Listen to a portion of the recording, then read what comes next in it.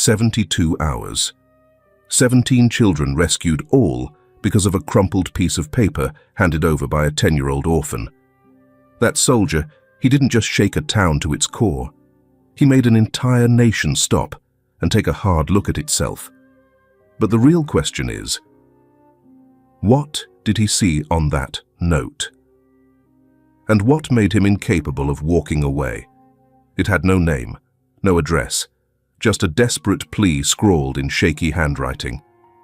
No one noticed, except him, and in the 72 hours that followed, a quiet stranger waiting for a bus became the nightmare of a hidden system that had lived in the shadows for years.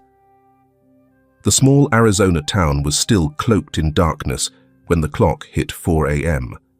The Greyhound bus station sat silent, with only a few scattered figures curled on cold plastic seats, wrapped tightly in thick coats. No one spoke. No one made eye contact. There were no honking horns, no bus announcements, just the low, constant hum of flickering fluorescent lights. Caleb Morgan pulled up the hood of his sweatshirt and clutched a hot coffee cup from the vending machine. The steam drifted up from the lid and brushed his face, but it didn't help. It wasn't the cold. It was the emptiness in his head that still hadn't cleared.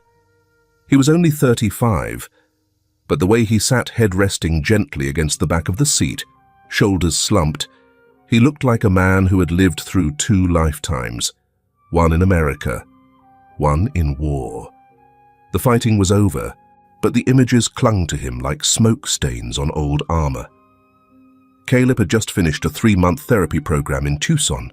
The doctors had suggested he return to his old hometown someplace with trees, open space, maybe even a fresh start. He wasn't sure he was ready, but at least this morning he'd made it out of his room. At his feet sat a worn black backpack, its edges frayed and still bearing the dusty red lines of the desert. In his jacket pocket was a bus ticket to Winslow departure time, 5 a.m. He'd arrived at the station by 3:30, too early. When he closed his eyes just for a second, he heard it a faint shuffle, not hurried, careful, cautious, like someone trying not to be noticed. Caleb opened his eyes. No one stood in front of him, but his coffee cup had shifted slightly, and his right jacket pocket felt heavier. He reached inside, and his fingers brushed something, a piece of paper folded into quarters, crumpled, stained with smudged ink. A tiny gesture, but it clenched his chest with instinctual urgency. He unfolded it. Under the station lights, he read the pencil-written message, uneven, weak handwriting. "Please save my friend. Being kept." No name, no date, no signature, just a cry for help. And below that, a rough sketch. An L-shaped building, a stairway leading underground, an arrow pointing toward it. Caleb's brow furrowed. He ran a fingertip over the edge of the paper, feeling the deep creases. This wasn't its first time being handled. Someone had held it for a long time, possibly for days. He looked up. A few people were still scattered across the station, heads down, eyes glued to phones or drifting off in sleep. No one was watching him. But then, he noticed it. The east exit door was ajar, and a small figure darted past it, slipping into the alley next to the building. Gone in a blink. Caleb shot to his feet. "Hey!" No answer. He ran to the door, but by the time he reached the edge of the sidewalk, there was nothing left, just cold wind blowing straight into his face. Outside was a dark, empty street, no cars in sight, and a narrow alley littered with garbage and stained brick walls. No trace, no footsteps, no one. He walked back to his seat, picked up the paper, and read the line again. "Please save my friend." Nothing else. No request for money. No plea for food. No desperate appeal for pity. Just one clear message: save someone who's being held. Caleb sank into the bench, eyes locked on the hand-drawn map. It could be a kid. It could be a prank. Or maybe someone unwell. But then a strange feeling crawled up his spine, a chill that had nothing to do with the weather. It was instinct, the kind soldiers carry long after the war is over. The kind that's honed from reading notes, even worse than this one, in victims' pockets, on bombed-out walls, or clutched in the hands of someone trying to leave behind a clue before dying. And this time, he had time. He was alive. He was home. There was no reason to walk away. Caleb pulled out his phone and took a picture of the paper. Then he folded it carefully and slipped it into the inside pocket of his jacket. He leaned back against the bench. His eyes moved up to the station clock, 4:17 a.m. 43 minutes left until the bus departed. He could get on that bus, ride back to Winslow, and go back to the new normal his doctors had outlined. Start fresh, eat clean, tend to his garden, drink tea, keep a journal. Or he could figure out where that map pointed and who left that note behind. A truck rumbled past on the road, headlights briefly cutting through the fogged-up glass of the bus station. In that instant, Caleb caught his own reflection, his face steady, eyes focused, no more tremble. No one had assigned him this mission, no weapon, no orders, no backup. But somewhere, a child needed help, and he was the only one who read the letter. Caleb stood, swung his backpack over his shoulder, and stepped out of the station. Dawn hadn't broken yet, but something already had. Caleb left the bus station while it was still pitch dark. He didn't look back. He didn't hesitate. His steps weren't fast, but they were steady. The piece of paper stayed tucked inside the inner pocket of his coat, like a silent reminder. You're the only one who knows. He didn't go back to Winslow. Instead, he hailed a local taxi, a beat-up silver sedan, with a peeling Sunnytown cab logo on the door, and studied the hand-drawn map again along the way. Where to? The driver asked, eyes meeting his in the rearview mirror. Town police station, Caleb replied, his gaze fixed on the note. The driver nodded. No questions. Good. This town used to be home, back before everything changed. He remembered every street, every row of trees, even the old barber shop where he'd gotten his last haircut before flying out to Afghanistan. But when the taxi pulled up in front of the faded 3-story brick building with the worn-out sign reading Winslow Police Department, Caleb felt like a stranger. He walked in. The main lobby was empty, except for a young officer behind the front desk, sipping coffee, eyes glued to a computer screen. "Excuse me," Caleb said. "I need to report something urgent." The officer looked up, brows slightly furrowed. "Yes? What is it?" Caleb took the paper out and laid it flat on the desk. "I received this earlier today, from a child at the bus station." The officer glanced at the paper, looked up, then back down.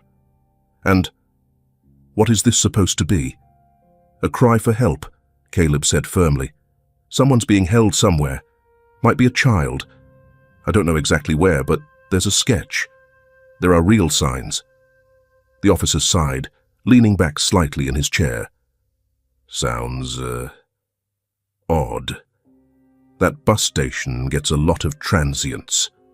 Could just be a prank." Caleb tightened his hand slightly, steadying his voice. "I served in the military. A cry like this isn't a prank. No child wastes their breath or their handwriting for fun." "You're a veteran." "Sergeant, United States Marine Corps. 3rd Division Helmand, Kandahar, Fallujah," Caleb replied crisply. The officer raised an eyebrow, then nodded an instinctive gesture of respect. But he gently pushed the paper back across the desk. "We appreciate your vigilance, but if there's no victim, no clear address, then—" "You're not going to file a report," Caleb cut in. "We can log it into the system, but there really isn't enough to launch an investigation," the officer replied, trying to keep his tone neutral. Caleb took back the paper and folded it carefully. "All right. Then I'll find out myself. Listen, the officer added as Caleb turned to leave. It's not that I don't believe you, but after the war, a lot of folks come home carrying a heightened sense of alertness. I only say this because I'm concerned for you. That sentence, like a thorn, straight to the chest. Caleb didn't answer. He just looked at the officer for a moment, an expression that said he'd heard that line 100 times before, then turned and walked out the door. Outside, dawn had broken in a pale light. Caleb climbed back into the taxi and pointed at the map. Take me to the riverside, where the old brick factory used to be.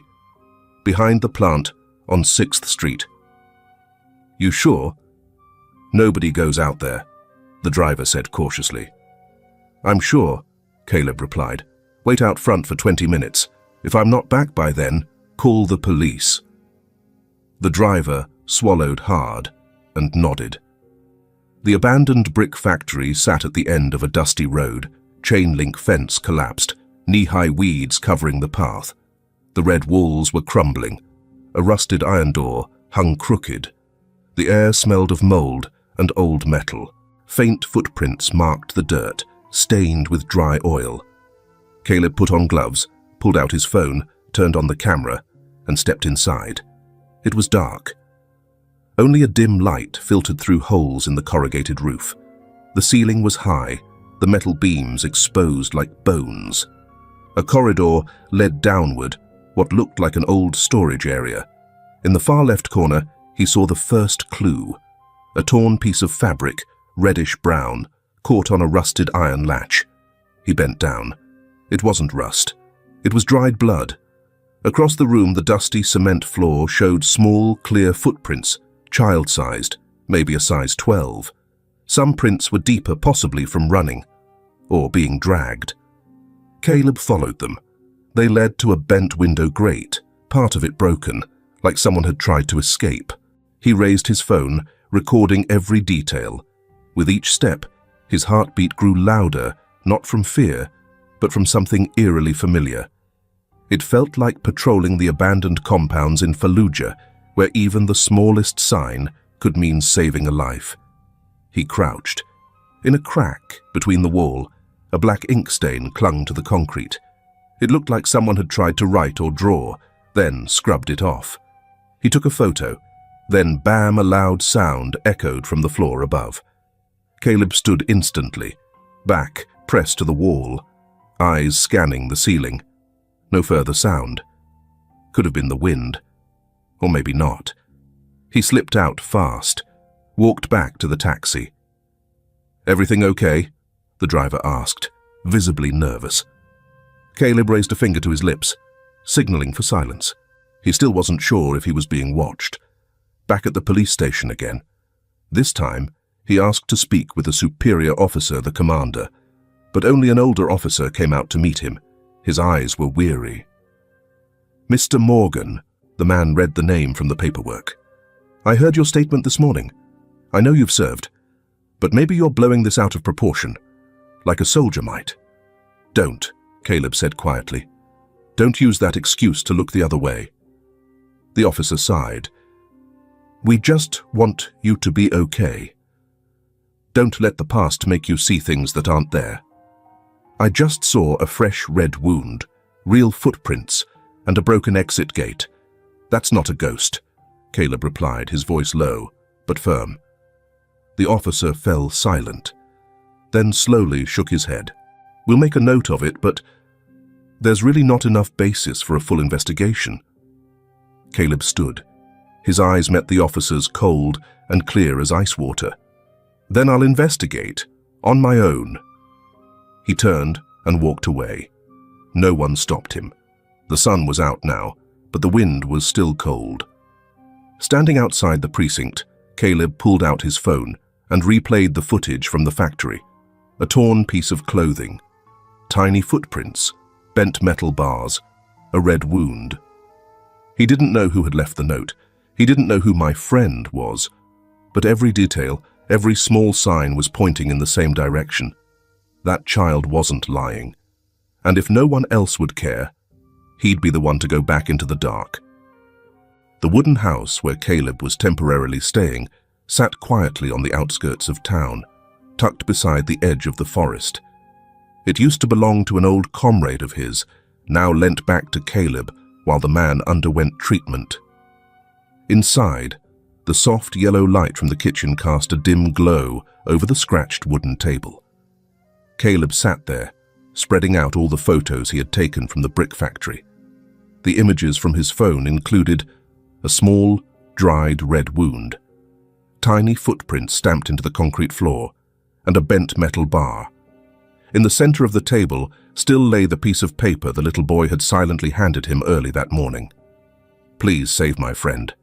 Being kept." Caleb hadn't slept. He stared at those words for a long time. Questions spun through his mind without answers. Who was the child? Who was his friend? What did being kept mean? And most of all, who was behind this? He stood up, put on his jacket, pulled on his gloves, and double-checked the flashlight batteries. Then he stepped out of the house. It was 1 a.m. Returning to the brick factory for the second time, Caleb didn't go through the front. Instead, he circled around the side of the building, where, in the blueprint, there was a small note scribbled, "Go down, left door, safe." His flashlight beam swept across the bottom of the wall.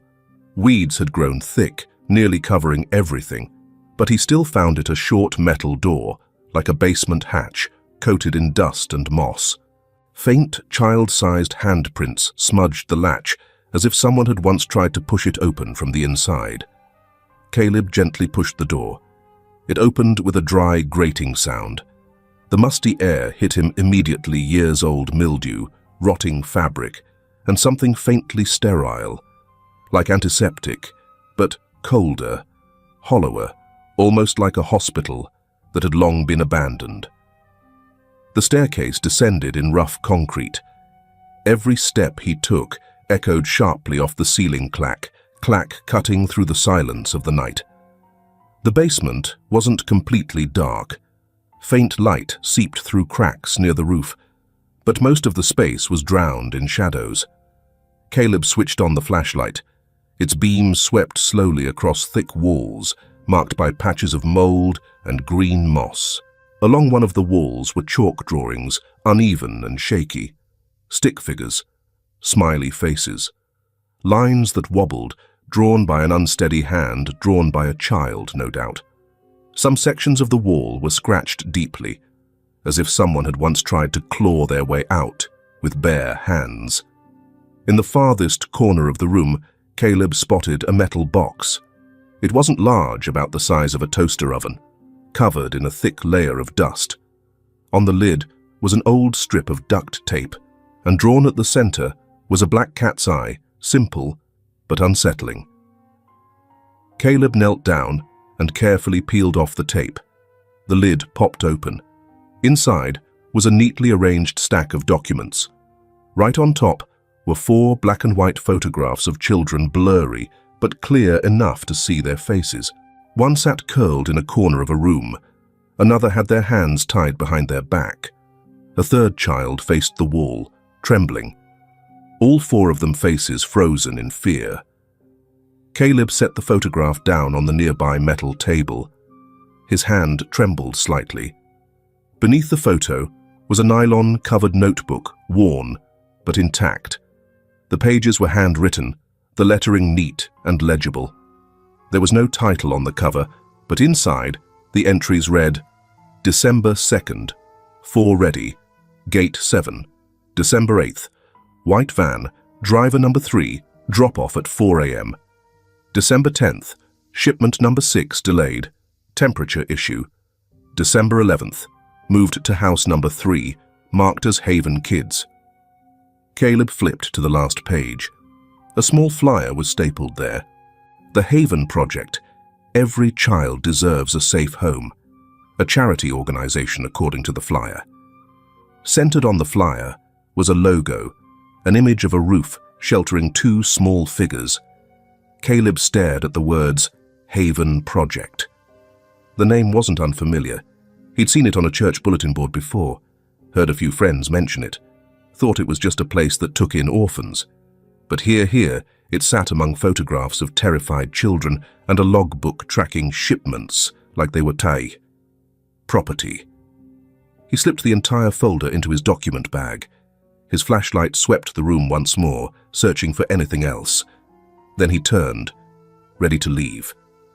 Just then, his flashlight passed over the back hallway corner, and someone was standing there.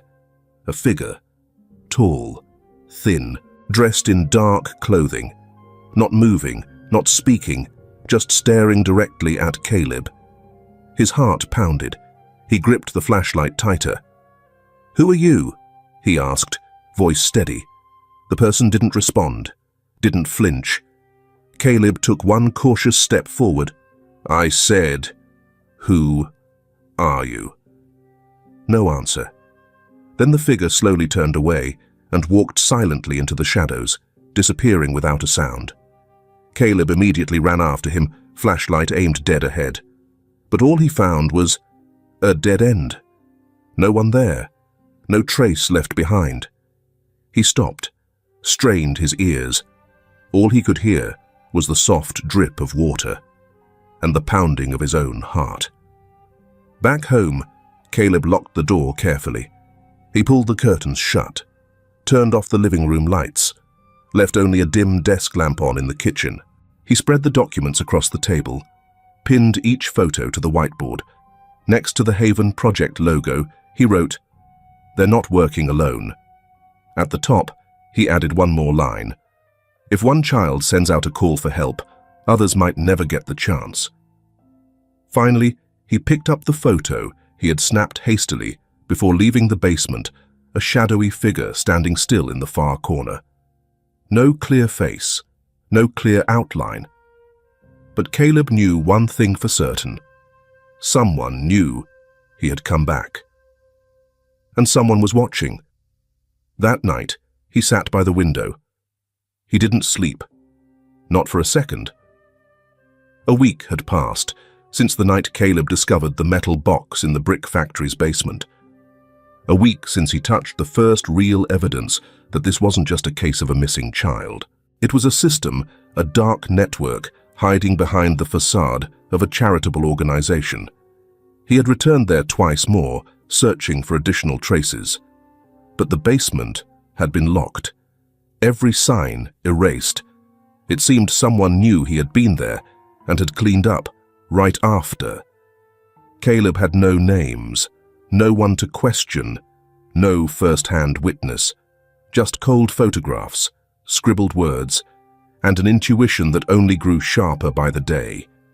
If he didn't find the child who had written that note, everything would be swallowed by silence.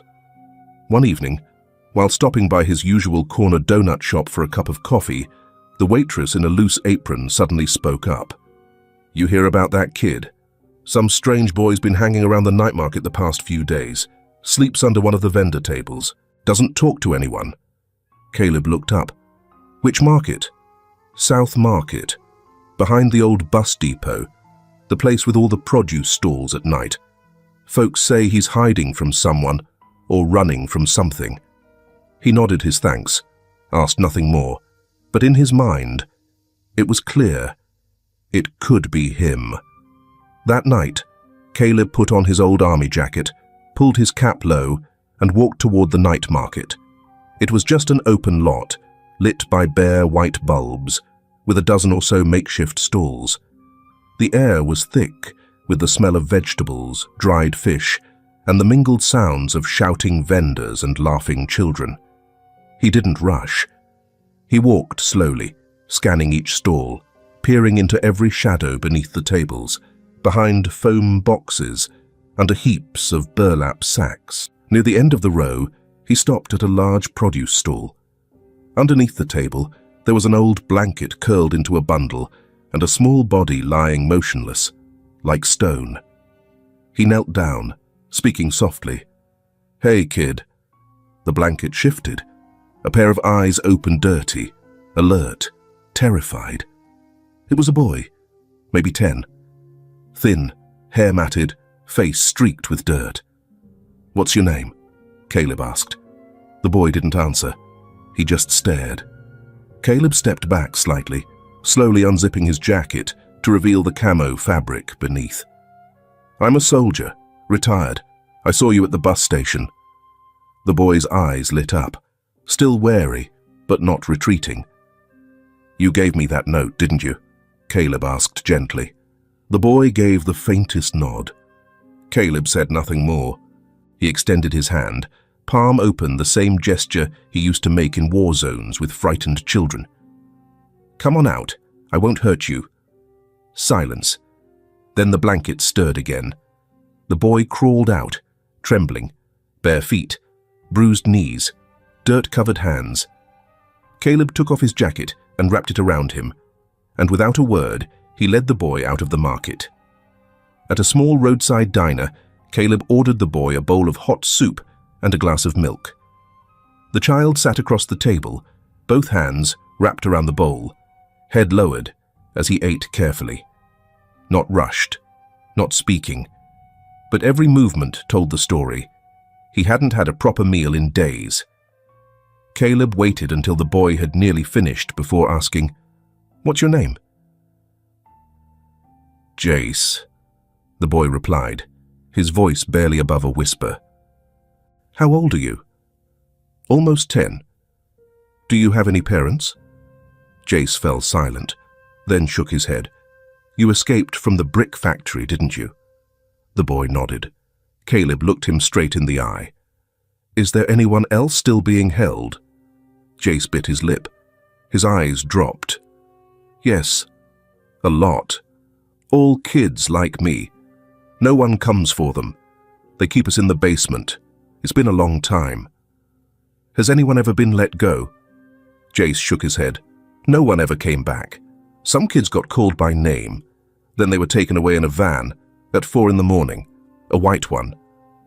Under the table, Caleb's hands clenched into fists. "How did you get out?" "One night it rained hard. The basement flooded. I saw the grate on the drain pipe had come loose. I crawled through it. No one saw me. I hid for 3 days, then wrote a note. But nobody even looked at it." He looked up. His eyes were red, but there was a faint glimmer of hope in them. "Until I saw you at the bus station. You were wearing a coat that looked like the military. I thought, maybe you wouldn't run away." Caleb gave a small nod. "How long were you at that place?"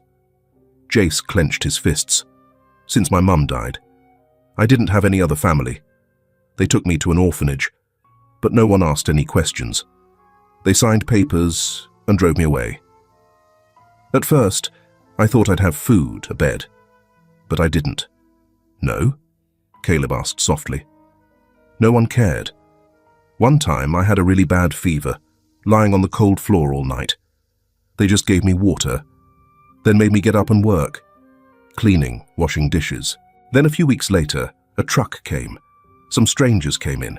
They said I was being moved to a better center, but there was nothing better about it."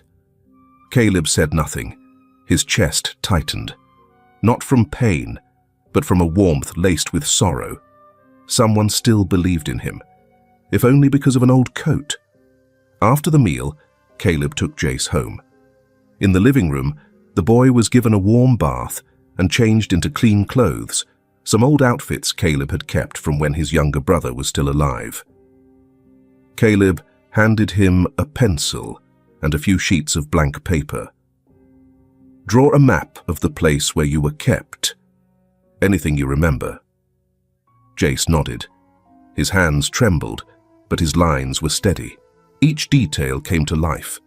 The basement, the staircase, the small holding rooms, cameras, the iron door, the drainage pipe. He even remembered the markings on the walls, L3, G7, and a symbol of a roof sheltering 2 small figures identical to the Haven Project logo Caleb had seen on the box. Caleb stared at the drawing, eyes fixed. "You did great," he said softly. "Really great." Jace looked up. "Are you going back there?" Caleb answered without hesitation. "Yes. But this time, I won't be going alone. In the living room, the boy was given a warm bath and clean clothes, some old hand-me-downs Caleb had kept from when his younger brother was still alive. Caleb handed him a pencil and a few blank sheets of paper. After bringing Jace home, Caleb couldn't sleep. The things the boy had shared back at the diner weren't the kind of details a child could make up. The locked rooms, the cameras, the steel doors, the codes, the children who were called by name and never came back. All of it matched what Caleb had seen in the basement of the brick factory.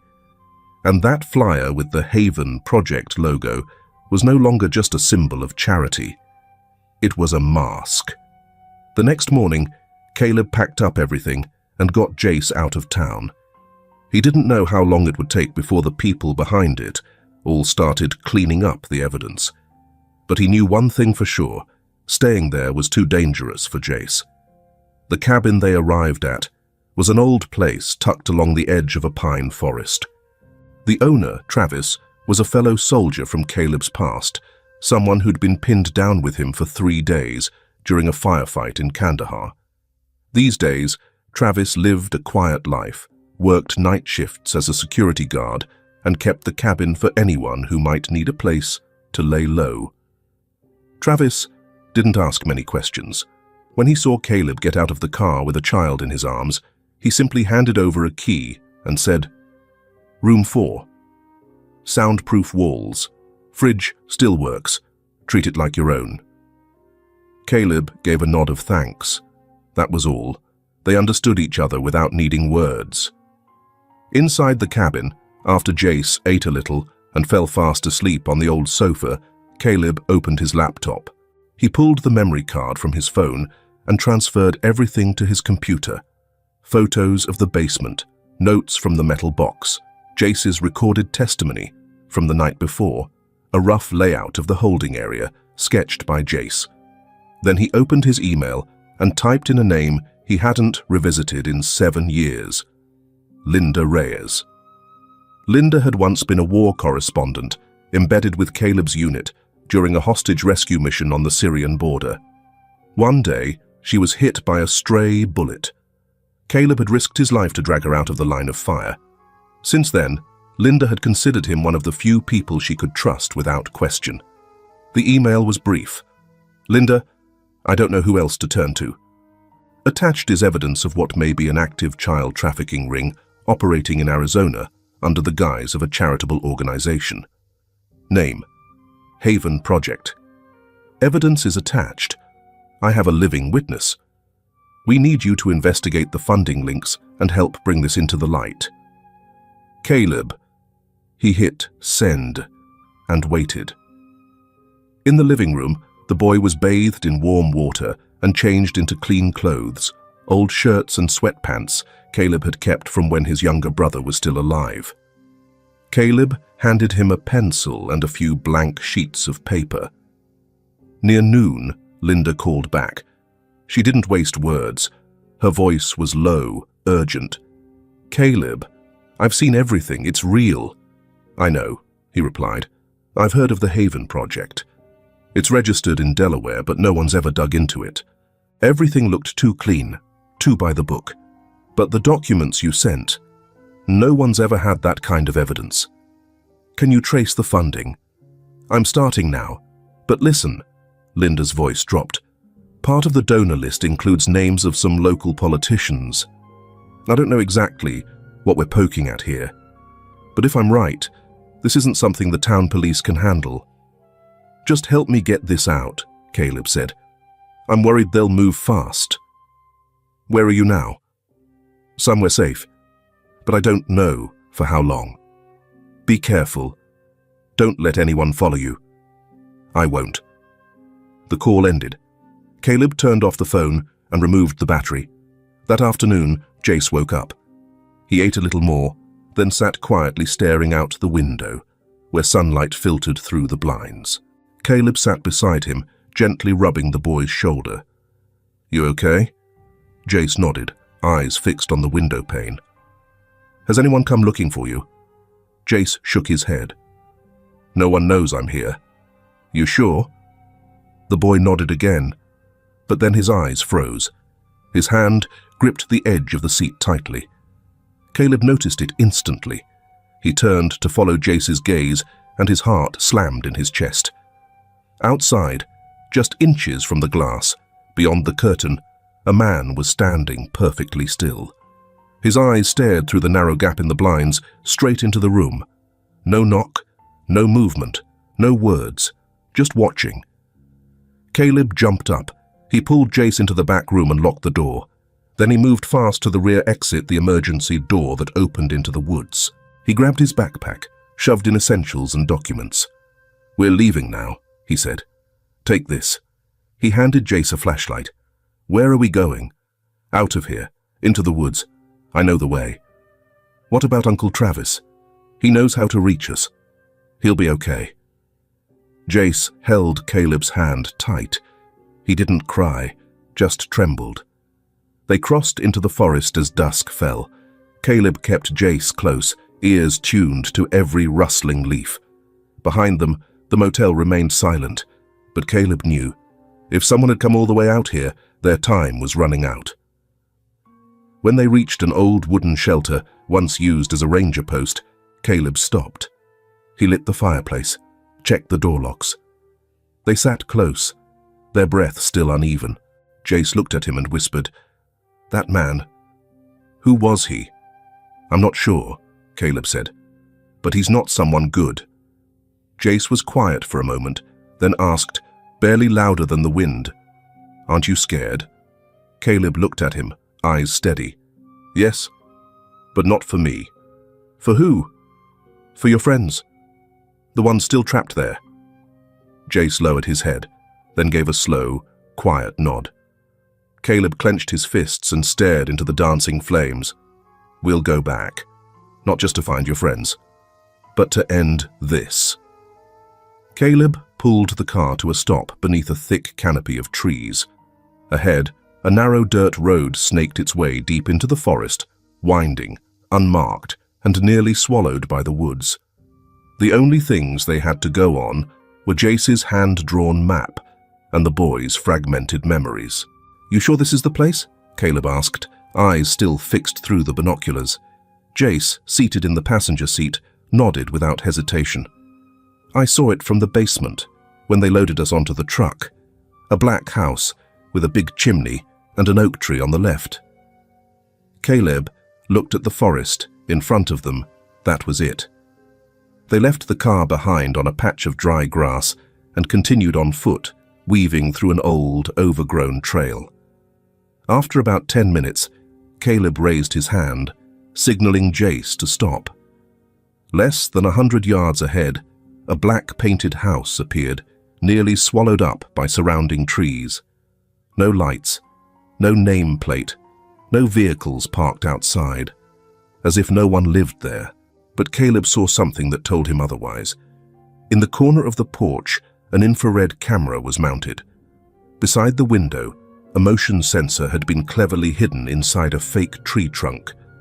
And near the front door, a man in civilian clothes sat on watch. He wore an earpiece and occasionally glanced toward the woods. There was no way he was just a regular homeowner. "Stay here," Caleb said, gently pulling Jace back behind a tree. "Don't move from this spot, you hear me? I want to come with you. Not this time. If anything happens, I need you to run. Get back to the car. There's a phone in the glove compartment. Call Linda. She's the first number in the contact list. She'll know what to do." Jace gripped the straps of his backpack, lips pressed tight. "I'm not leaving you." "I'm not letting anyone take you either," Caleb said firmly. "Now stay low. Don't move." Caleb waited until night had fully settled in. The man on watch stepped inside for a few minutes, probably a shift change. That was Caleb's moment. He slipped around the left side of the house. The skills he'd learned in the military were now the only thing keeping him from being seen. He crawled low along the wall, avoiding the camera by timing its movement precisely. The side door was locked, but the padlock was rusted no match for a simple hairpin. Inside, the house was cold and dark. Not a single voice, just the steady hum of a small fan. Caleb made his way quietly down a set of stairs leading to the basement, the kind you'd see in an old brick factory. There was no doubt anymore, this basement was a holding cell. 4 small beds lined the walls. On the table sat a brown leather notebook, open to reveal rows upon rows of handwritten entries, names, ages, ID numbers and dates labelled as transfer out. Next to it, a laptop remained open, still unlocked. Caleb plugged in his USB to back up the data, a habit he'd never broken.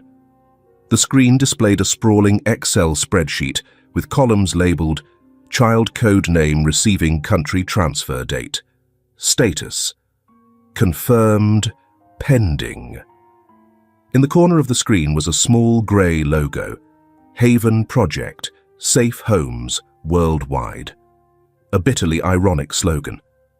Just as Caleb was about to shut the laptop, click a soft sound behind him. He spun around, startled. A tiny hidden camera was recording from the corner of the room. He had slipped up. Quickly, he shoved the USB into his jacket pocket, pulled out his flashlight, and backed toward the door. But as he reached the stairs, the alarm screamed to life. A shrill siren tore through the silence. Red lights flashed rapidly. The basement door slammed shut behind him, thankfully. He'd already crossed the threshold. Caleb bolted out the side entrance and ran toward the woods. Behind him, the porch lights flared on. A man burst out of the house, radio in hand, yelling something unintelligible. Caleb didn't look back. He knew he only had seconds. But then he froze. The hidden spot where they'd stashed the car, Jace was gone. His eyes scanned the shadows, heart pounding. "Jace!" A faint rustling came from the bushes. Someone was dragging Jace away from the car, a man in a grey jacket and a covered face. His hand was clamped over the boy's mouth, trying to pull him into the trees. "Stop!"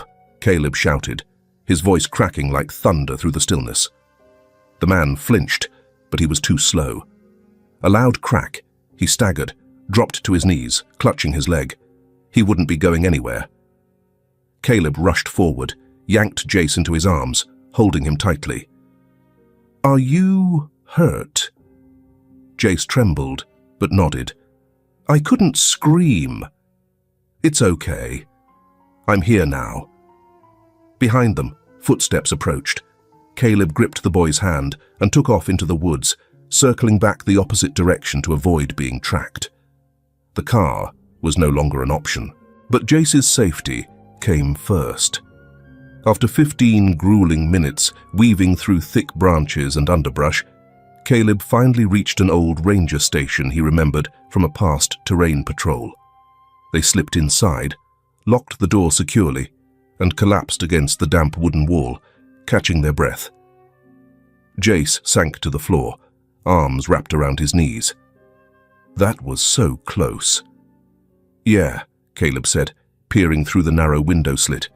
"But this time, they know exactly what we're holding on to." He reached into his chest pocket and pulled out a USB drive, holding it up for Jace to see. "And we've got something powerful enough to blow their whole operation wide open." Jace looked up at him, eyes shining with trust. Caleb gave the boy's shoulder a firm squeeze. "Now, it's time we come up with a bigger plan." The church sat quietly in the woods, its grey stone walls covered in moss, the wooden roof warped by time. A few panes of the stained glass windows were broken, but the wooden cross above the pulpit still stood plain, weathered, yet steadfast. Father Gregory, a salt-and-pepper-haired man with broad shoulders and a lean, sturdy frame, pushed open the door as he saw Caleb walking up with Jace. He didn't ask many questions. He simply opened the door and led them into a small room behind the sacristy. "No one's come here in a long time. It's quiet and there's a steel lock," he said, setting a cup of hot tea down on the worn wooden table. "What do you need, Caleb?" "Time, and a quiet place to open something that could bring this whole town to its knees." That night, Linda Reyes arrived. She wasn't dressed like the evening news anchor. A denim jacket, hair tied back, backpack slung over one shoulder, and with her was a young man wearing glasses, her personal hacker, Micah. They didn't say much. Linda looked straight at Caleb. "You still have the hard drive?" Caleb nodded. "In my chest pocket." "Then let's begin." Micah opened his laptop, connected a few cables, and lines of code began streaming across the black screen. Caleb sat still, his eyes locked on the tiny USB now plugged into the machine. Just 10 minutes later, Micah froze. "There's encryption, but not too complex. Looks like they didn't expect someone with military training to know how to back up data like this." Linda looked up. "What's inside?" Micah typed a few more commands. The screen shifted to a folder directory. One by one, the names appeared. Child logs, confirmed. Transfer, video. Donor accounts. Field, surveillance. Caleb clenched his fists. Opened the first folder. In the small room of the church, the four of them sat in silence, eyes fixed on the screen. A series of images appeared. Portraits of children, ages ranging from 6 to 14. Names, heights, ID numbers. "There are 42 of them," Micah whispered, "all marked as transferred. Not a single one has a follow-up record." Linda straightened up. "Are there any videos?" Micah opened the second folder. The first clip, a girl around 9 years old, curled up in the corner of a dimly lit room. A man's voice came from behind the camera. "What would you say to your family if they asked about you?" The girl trembled, then whispered, "I'm living with relatives. In a good camp. They're teaching me things." The next clip. A metal door swung open. 2 men loaded a blindfolded boy onto a truck, then slammed the door shut. No one said a word. No one looked away from the screen. Caleb took a deep breath, trying to keep his voice steady. "Open the funding folder." Micah clicked. A spreadsheet appeared. Names of international charities, fake email addresses, wire transfer amounts. Several entries were marked in red. "High priority, government affiliated." Linda frowned. Some of these names look familiar. That's the humanitarian group that won an award at last year's Global Summit. Micah scrolled down. At row 47, Caleb suddenly stood up. Name, Anthony Claymore. Title, Mayor of Meadow Creek. Note, supports the Haven Project, Transitional Childcare Facility Initiative. Linda glanced at Caleb. "You know him?" Caleb nodded, his face ashen. "I taught that boy when he was 12. History class, middle school. He used to be the kid who stood up to greet every teacher, always raised his hand to answer. And now he's funding the export of children overseas. Sometimes. Not every child grows up the right way." The room grew heavy with silence. Father Gregory quietly brought over more water for everyone, then stepped into the corner and began reading scripture without a sound. Linda closed the laptop. Her voice was low, but firm. "We can't keep this buried any longer." Caleb looked up. "What are you going to do?" 8 a.m. tomorrow. I'm airing all of it on the main network, the military channel, and a live stream online. Jace, sitting close to Caleb, trembled slightly. "They'll know. They'll come after us." Linda looked at the boy for a moment, then placed a hand on his shoulder. "You don't have to hide anymore. Tomorrow, the whole world will see who they really are." That night, Caleb stepped out into the churchyard, standing alone beneath the dark sky. No stars, just the cold wind and the distant call of an owl. He thought about the children, whose names no longer appeared on any record, the ones no one was looking for anymore. Children reduced to ID numbers, transported like cargo. He thought about the student he once knew, now part of the darkness. And he thought about Jace, the first child, to break the silence, to hand him a crumpled piece of paper that had started it all. By morning, everything will change. Everything started with a faint knock so soft it was as if someone had merely tapped their fingertip against the back window of the church. Caleb opened his eyes immediately. No need to check the clock. It was still before dawn, and any sound at this hour was never a good sign. He didn't turn on the light, didn't make a sound. Quietly, he moved toward the window and gently pulled back the old curtain. Outside, a thick fog blanketed the grey stone courtyard. But through the mist, 3 shadowy figures stood beside an unmarked grey van. One of them stepped close to the window, his face completely covered by a black scarf. He didn't knock, didn't move, just stood there, staring straight in. Caleb backed away. His heart pounded hard. They had found them. There was no doubt now. He rushed to the corner of the room and shook Jace awake. The boy sprang up, as if torn from a dream where falling asleep meant dying. "Stay calm. Something's happening. Get your coat," Caleb whispered. Linda was already awake. She gathered the hard drives, maps, and every document into a cloth bag. "They got here sooner than we thought."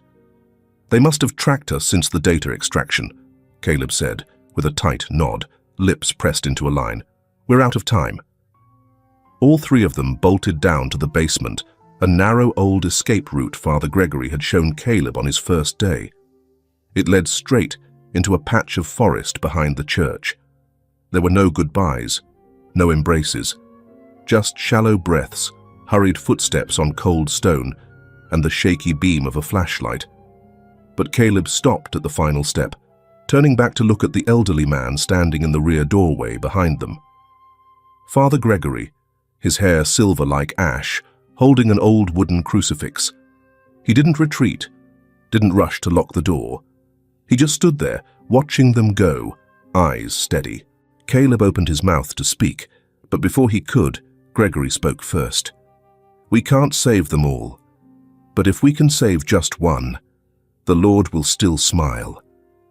He lifted the crucifix, pressing it to his chest, as a final blessing not for Caleb, but for the boy clinging tightly to Caleb's hand, the child he believed could still grow up, still laugh, still believe in the light.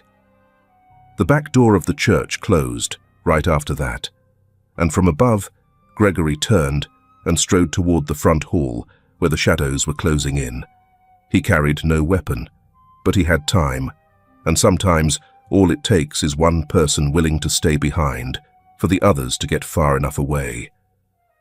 Inside the narrow tunnel, the weak beam of a flashlight flickered against the damp stone walls. Every footstep echoed like a ticking clock, pushing them deeper into a race against time. Jace tripped on a jagged rock and fell hard. He let out a cry, quickly stifled, but blood was already seeping through his pant leg from his knee. Caleb didn't hesitate. He bent down and scooped the boy up into his arms. Jace trembled, but clenched his teeth and said, "Uncle Caleb, if they catch me again, don't come back, okay?" "Number." "They won't catch you." "Not again," Caleb said firmly, holding the boy tighter against his chest. Linda ran alongside them, hearing every word. She glanced back. In the dim light, the sight of Jace's red, bleeding knee made her stop for just a second. Her face turned pale. The cold from before now seemed to crawl straight into her spine. But it wasn't fear. It was rage. It was pain. It was that familiar, helpless feeling she hadn't felt in years, one that came from being a journalist who'd witnessed too many victims and had been powerless to help them. She tucked the hard drive back into her coat, zipped the pocket closed, and said with finality, "We're not airing this. It's too late. I won't make that boy a media target." Caleb looked at her.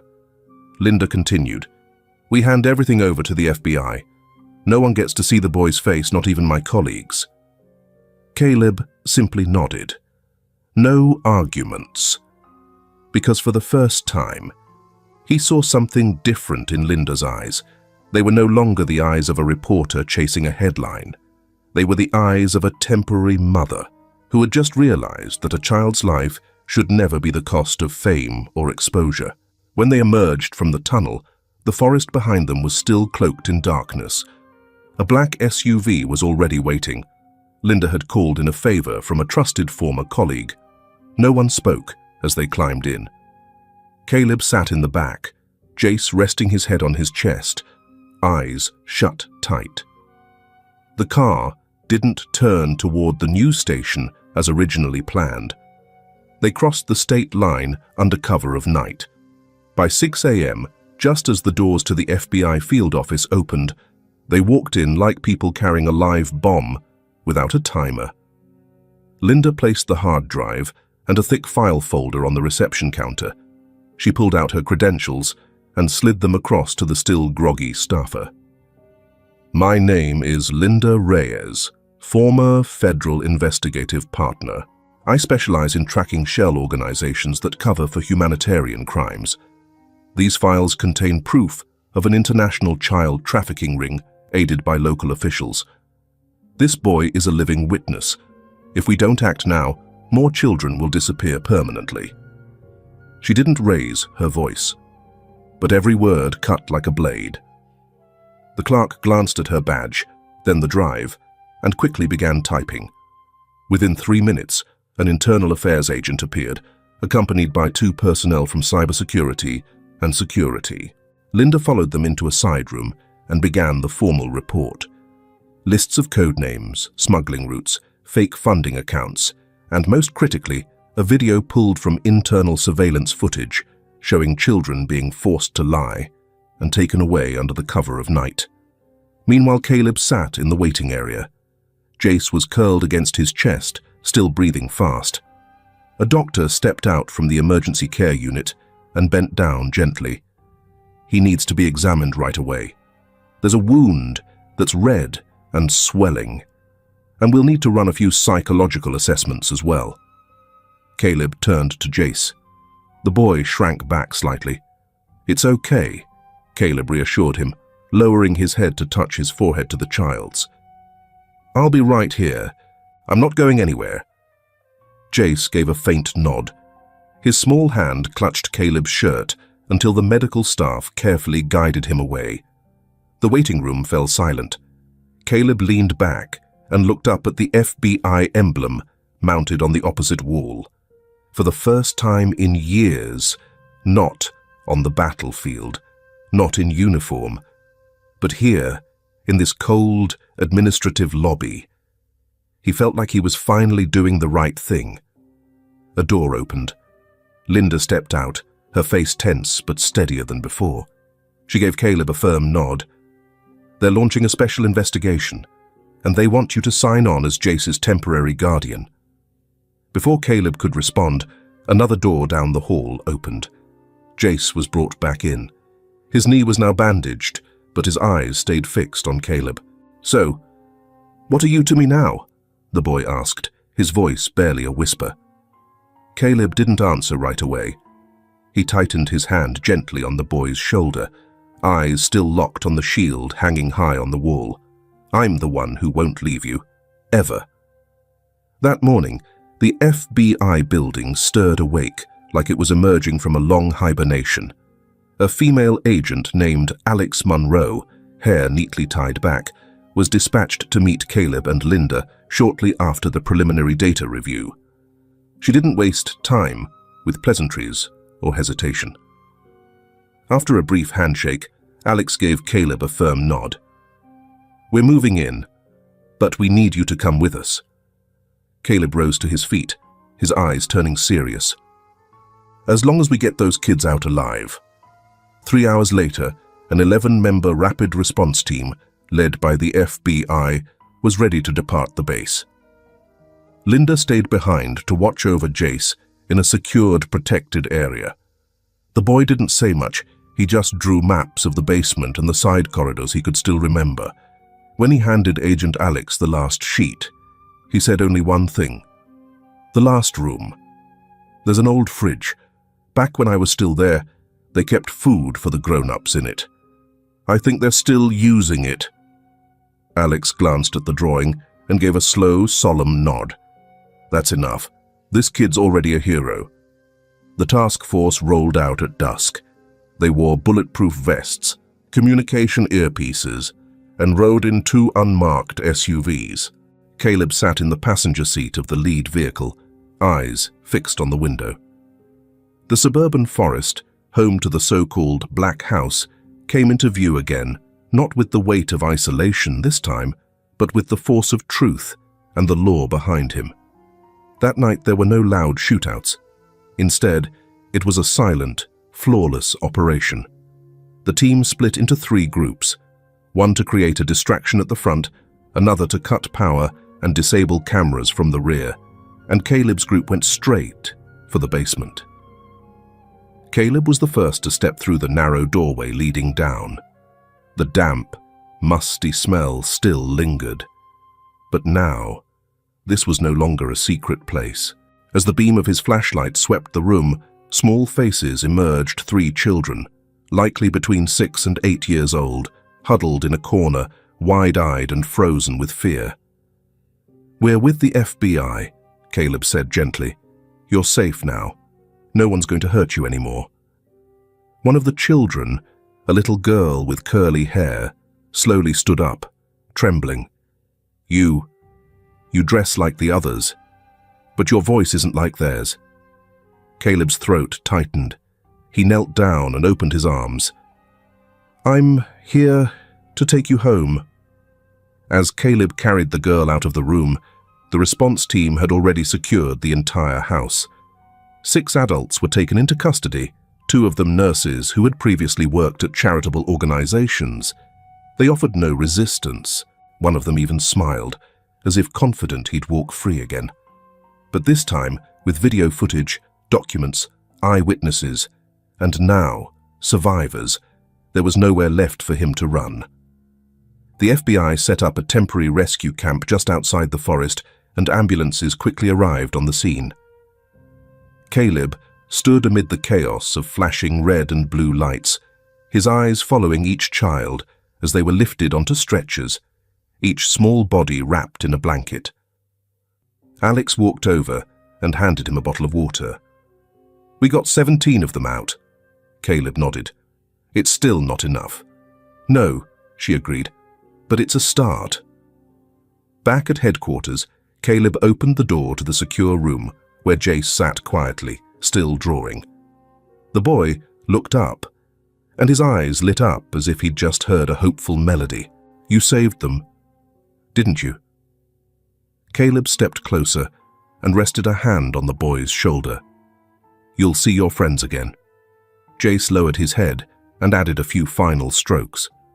The drawing was complete, now a small house nestled in the forest, glowing with warm, yellow light. But this time, there were no bars on the windows. A few hours later, after leaving the government office, they turned into a special care center where the children rescued from the Haven Project were temporarily staying. The door opened. It was a small space, but filled with laughter, awkward, hesitant, but real laughter. Jace stepped inside. For a moment, he froze. A curly-haired boy, Liam, looked up. Then their eyes met. "Jace?" Jace ran over. The two embraced tightly, as if time had been severed and was only now being stitched back together. Then came a little girl, Laurie, with a bandage on her arm. She ran to them too, eyes glistening. "We thought—" "You didn't make it," Laurie whispered. Jace choked up, then pointed toward Caleb, who stood quietly near the door. "It's thanks to him. He really came back." Caleb simply smiled. No words needed. But when Jace turned back and reached out naturally, firmly to take his hand, Caleb knew. He wasn't alone anymore. 3 days after the raid, a light rain fell over the city of Tucson.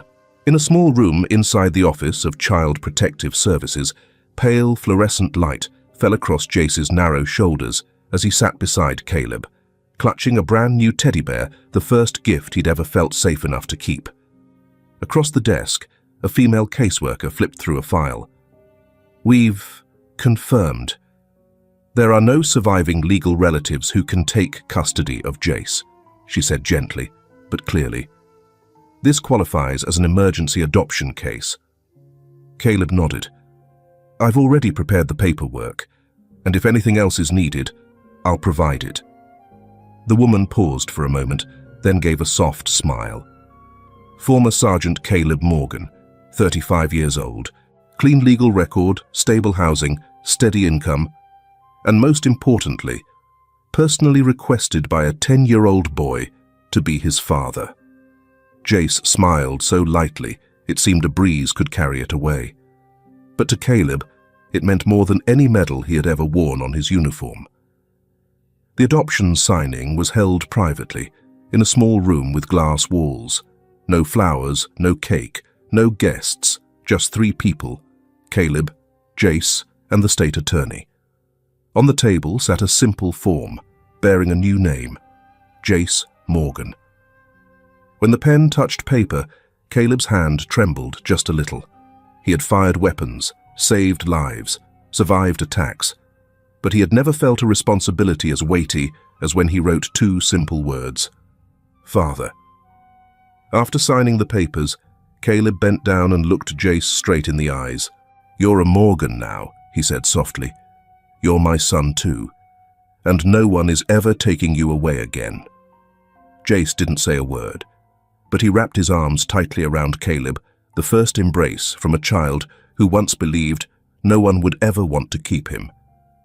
A week later, Linda Reyes aired the full investigative report on national television. Footage of the children's rescue, scenes from the basement, and an encrypted list of fake humanitarian fund donors sent shockwaves across the country. The local government's official statements were immediately met with public outrage. The town's mayor, a former student of Caleb's, was suspended pending investigation. Several charity organizations shut down overnight. The state legislature called for an emergency hearing to review the oversight and regulation of child-related non-profit funds. They called it the Morgan case. Caleb gave no interviews. He didn't need to. All he did was take Jace to his new school every morning, right on time. And before the boy stepped out of the truck, he always reminded him, "No one's ever going to hurt you again.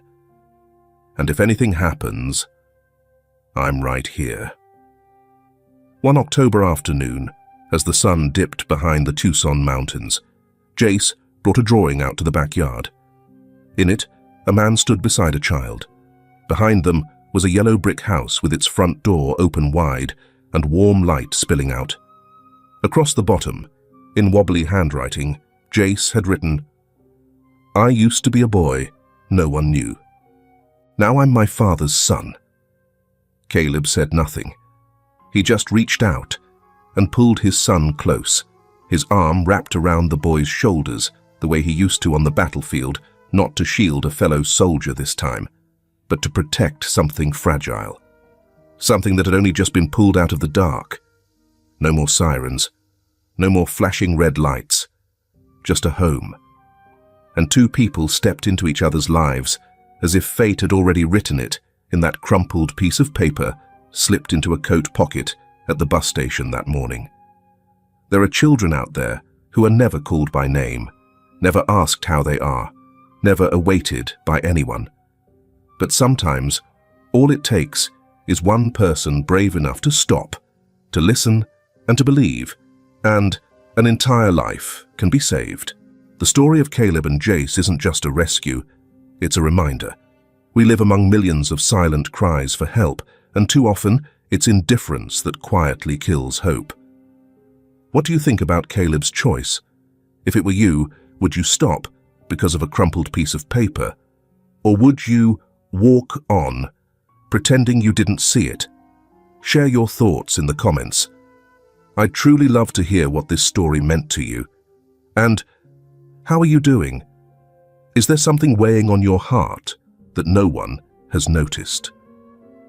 If you need a place to let it out, please remember, there's always someone here ready to listen. Thank you for staying until the end of the story.